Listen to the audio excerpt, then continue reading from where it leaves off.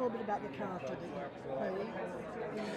Well, Carol is based on a Patricia Highsmith novel, The Price of Salt, about a young woman, Therese, who falls in love with an older woman from a different socioeconomic background, Carol, who's in I wouldn't say a loveless marriage, but a marriage that's run its course, a woman with a child, and they don't have a language around which to describe the feelings that they have one another, but they meet when Carol comes into the department store in which Therese is working to buy a present for her daughter, and then the rest is a ride and a half. It's a really beautiful, beautiful film. Your performance is just marvelous. How was it working with Todd? I mean, was that so important? What was it like working with Todd? Well, when Todd came on board, it became a film. And we spoke, and he said that Phyllis Nash had written such a beautiful screenplay, but he was very interested in adding to that a framing device akin to Brief Encounter. And suddenly everything, it was like all of the parts were there, and it clicked in and started to become a film. And then he was really keen to cast Rooney, and which is a perfect.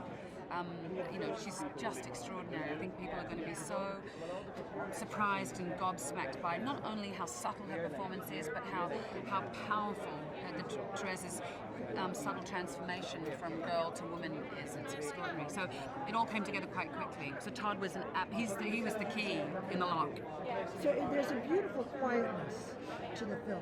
There's a lot of passion, and yet it's not something that sort of, as you say, gobsmacks you. It doesn't come out and smash you in the face, but it just rides along so beautifully.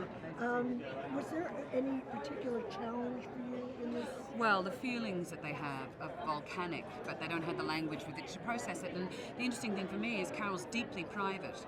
And so even in a world today where one feels that there's a language around discussing one's sexuality or one's emotional feelings, or, you can dissect and put a marriage back together, I don't know that Carol would necessarily do that. And I wanted to maintain her sense of mystery and ambiguity, but also allow an audience in. So it was, in a way, I think Rooney and I really relished the times that we could come together and give vent to the volcanic feelings they were having for one another, because a lot of the film takes place in both women apart, trying to process those feelings in solitude. They're very, very isolated, and I think that adds to the poignancy that and the feelings the empathy that you develop for the characters. Absolutely. A lot of people have said that they talk about this film as not necessarily a lesbian love story, but just a love story. Do you feel like that's really the best way to describe it? Yes, I mean, of course, the women's gender, the fact that the two women falling in love, and in the 1950s when such love was, well, if it was men, it would be considered criminal, but it wasn't even worthy enough of calling criminal. It was just a kind of an extension of female hysteria. That's really important.